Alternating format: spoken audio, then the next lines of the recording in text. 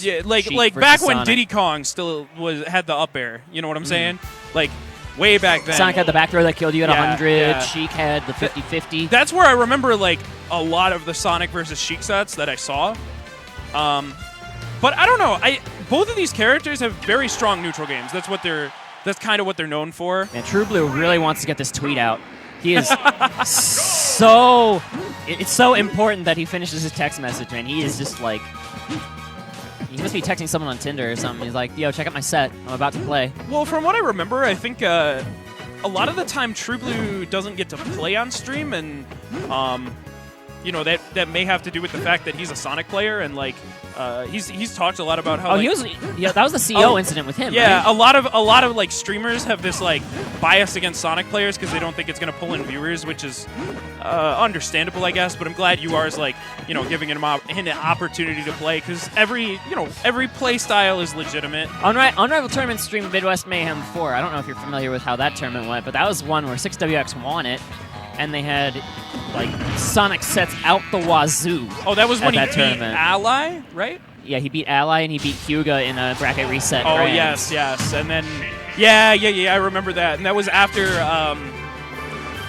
you know, 6WX's results had kind of been on, like a little bit of a downward slide, yeah. And,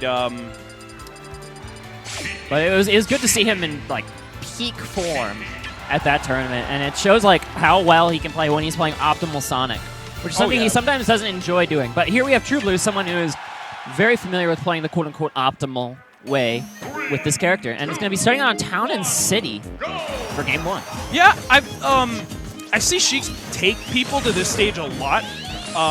There's a lot of room to like move around the platforms. I feel like Sheik is a very like adaptive character, right? She's good on a whole ton of stages because like her mobility allows her to kind of like adjust her play style and still be effective regardless of the platform layout.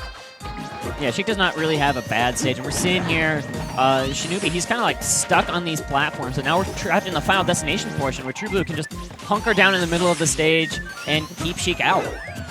Yeah, and right now I don't know, it feels like True Blue is like staying to the sides of the stage a lot, but instead of like kind of trying to hold stage control and like maybe stay back with Needles more, because Needles do outright beat Spin Dash, I believe. Shinobi's kind of opting to just like chase True Blue down, and True Blue like that's what he wants. You know, he's very used to like running away with Sonic. That's part of his game, and when you play his game, he's gonna have a good time with it. That down throw not going to lead to anything here for Shinoobi. He's like just having trouble landing any kind of meaningful damage. Like even when he gets damage, it's just like one hit. Like there's a dash attack, and then he spin dashes away. And you can't have that happening as Sheik, right? Because like that's where Sheik's damage comes from, is like her really long conversions. You have to get like hit after hit after hit because her moves don't do very much damage. And here we see Shinoobi again. He's just going to get another dash attack. He's going to like spring right away and just be safe again. Oh and my there, gosh. that conversion going to take this stock. That's going to put True Blue up. Yeah, that was fantastic pressure from True Blue. Just like, he was just spin dashing all around him, ended up getting behind him, and Shinobi cracked under pressure, air dodged. And that's all she wrote for that stock. Absolutely.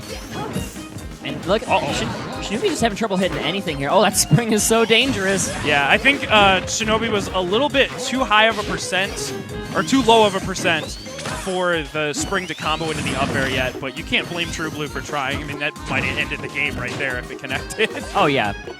Measuring the risk-reward is definitely a risk to take. Oh, for sure. And True Blue, he's trying to get the lap going. He is putting in good work.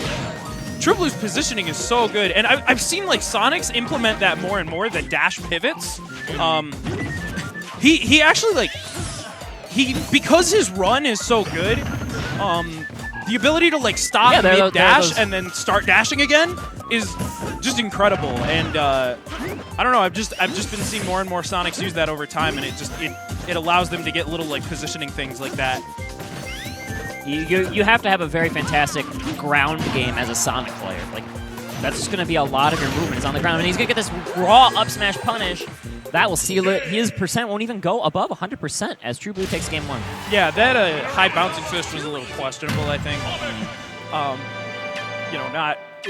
you have to be careful with bouncing fish because the move has a gigantic hitbox, and it's definitely it's pretty safe on shields too because you bounce so far away from their shield. It's hard to chase it down. But if you straight up whiff it, it's so punishable. It is so much end lag, and True Blue was definitely aware of that. Yeah, for sure. Now, True Blue is sponsored by Cheetah Fox Studios. Is that what that stands for? I've from seen the Florida region.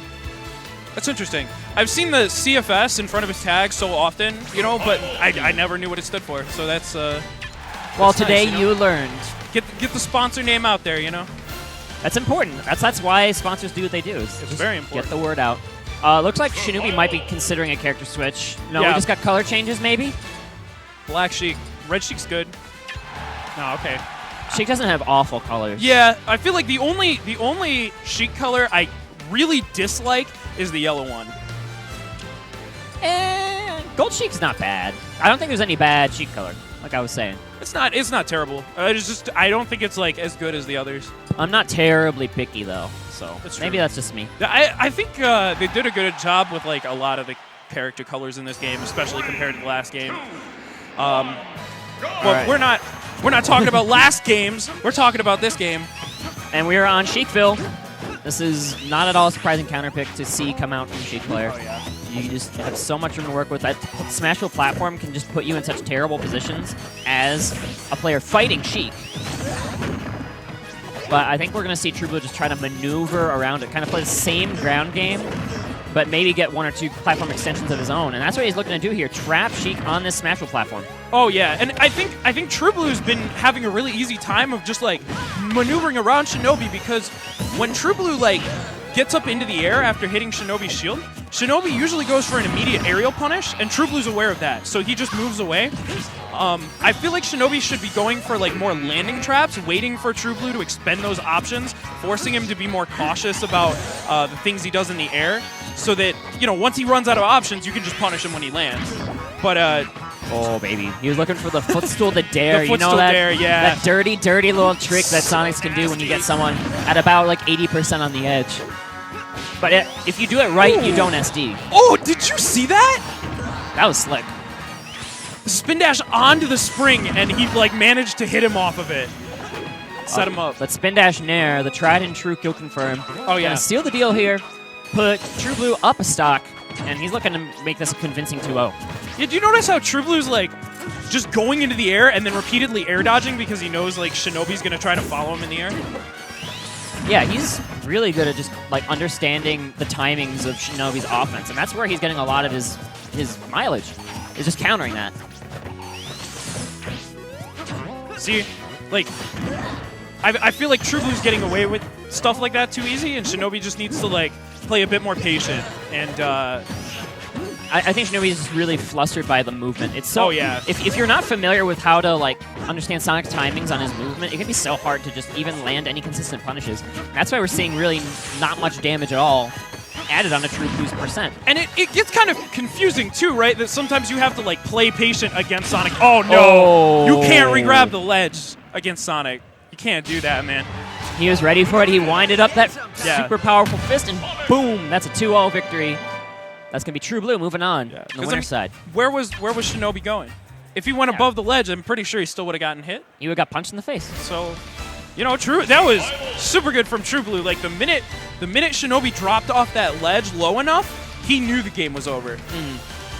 Great awareness. You need to maximize your punishes in this game, and that is definitely a spot where you're not going to let that one fall to the wayside. Yeah, especially in this game where like opportunities. Sometimes the opportunities to punish someone are so big. You can kill people so early in this game off of like so many different situations.